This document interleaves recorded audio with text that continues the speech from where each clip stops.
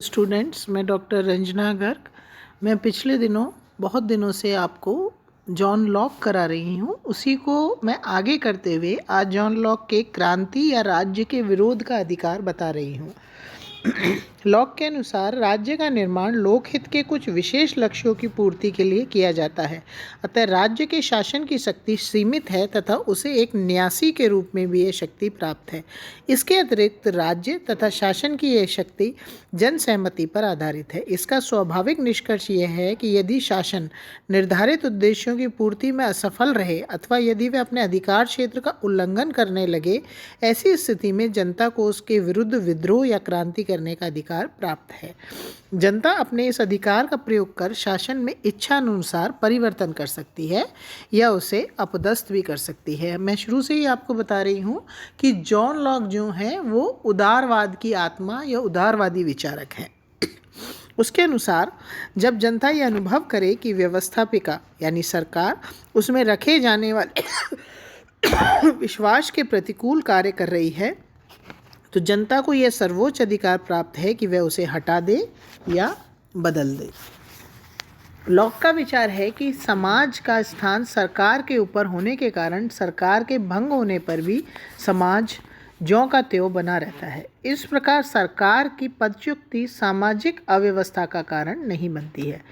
Lock जनता के क्रांति करने के अधिकार पर दो सीमाएं अवश्य ही लगाता है। कौन कौन सी हैं वो? पहली, क्रांति तभी की जानी चाहिए जब शासक जनता के अधिकारों की रक्षा करने में अक्षम हो और शासक वर्ग के अत्याचार ऐसी स्थिति में पहुंच जाए कि उसे सहन करना संभव ना हो। और दूसरी, क्रांति के अधिकार का प्रयोग समाज के बहुमत द्वारा ही किया जा सकता है, अल्पमत द्वारा नहीं।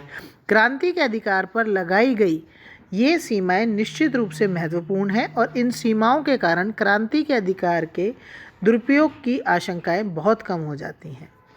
इस प्रकार की सीमाएं बदलने के बावजूद लॉक ने जनता के विद्रोह और क्रांति के अधिकार पर इतना अधिक बल दिया है कि उस पर यह आरोप लगाया जाता है, यानी जॉन लॉक पर यह आरोप लगाया जाता है कि उसने शासन विषयक सिद्धांत का नहीं वरन क्रांति विषयक सिद्धांत का प्रतिपादन किया है।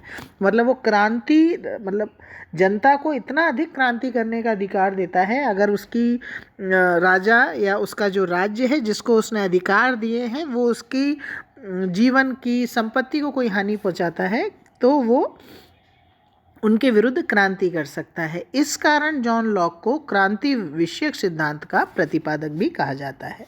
उसके इस सिद्धांत का अमेरिकी स्वतंत्रता सेनानी जेफरसन तथा अन्य राजनीतिज्ञों पर गहरा प्रभाव पड़ा। इसी आधार पर उसे क्रांतियों का दार्शनिक, याद रखिएगा ये सब आपसे ऑब्जेक्टिव में पूछा जाता है, इसी आधार पर उसे क्रांतियों का दार्शनिक भी कहा जाता है। यह तथ्य है कि लॉक ने अपने इस सिद्धांत का प्रतिपादन 1688 की इंग्लैंड की गौरवपूर्ण क्रांति को न्यायोचित सिद्ध करने के लिए किया था। अब सरकार के कौन कौन से रूप हैं? लॉक ने सरकार के रूपों का उल्लेख संक्षेप में ही किया है। वास्तव में वह सरकार के रूपों की अपेक्षा उन सिद्धांतों को अधिक महत्व देता है जिन पर सरकार आधारित हो। जब तक सरकार जनता की सहमति पर आधारित है तब तक लॉक के अनुसार प्रत्येक प्रकार की सरकार उचित है। तो भी वह सरकार के 3 विभिन्न रूपों का उल्लेख करता है। यदि समाज व्यवस्थापक शक्ति अपने हाथों ही रखता है और स्वयं द्वारा निर्मित कानूनों को क्रियान्वित करने के लिए ही कुछ अधिकारियों की नियुक्ति करता है तो वह सरकार जनतंत्रवादी है। यदि समाज व्यवस्थापक शक्ति समाज के कुछ विशेष व्यक्तियों और उनके द्वारा नियुक्त अधिकारियों को सौंप देता है तो वह सरकार वर्गतंत्री होती है। और यदि व्यवस्थापक शक्ति वह व्यक्ति को दी जाती है तो वह राजतंत्र होता है। लॉक सामान्यतः जनतंत्र का समर्थन करता है क्योंकि उसका विचार है कि जनता की इच्छा का सर्वाधिक श्रेष्ठ रूप में पालन जनतंत्र में ही संभव है, परंतु कोई गणतंत्रवादी नहीं था। उसका विश्वास था कि संवैधानिक राजतंत्र सरकार का सर्वोत्तम रूप है। संवैधानिक राजतंत्र से उसका क्या अर्थ है ये उसने बताते हुए बताया, राज्य के प्रधान के रूप में सीमित शक्तियों वाला राजा हो किंतु विधायी और प्रशासनिक विषयों पर अंतिम नियंत्रण की शक्ति जनप्रतिनिधियों को प्राप्त हो। यह संवैधानिक राजतंत्र है। Thank you.